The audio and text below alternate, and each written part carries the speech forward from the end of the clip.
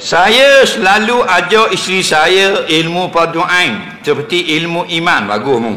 Ilmu fiqh, ilmu tasawuf, ajar baca Quran, bagus. Tapi tentang darah wanita saya tak faham.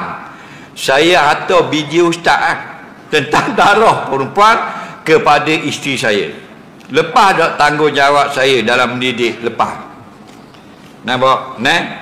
Kita ajar apa yang kita tahu, kita tak pandai, kita khabar yang orang lain khabar. Boleh. Kita, agama kita cukup mudah. Inna dina yusrun. Agama Islam mudah. Kalau kamu tak mampu nak khabar, suruh orang lain khabar. Kamu tak pandai nak cerita, bawa dia pergi masjid, suruh dia dengar. Tak ada masalah. Islam bukan agama yang memberatkan sangat kita. Faham? Asalnya suami yang ngaji ajar. Dah suami tak ingat, macam Quran. Kalau suami tak ajar, kalau suami pandai, dia ajar lah. Betul tak? Ajar bini dia baca Quran.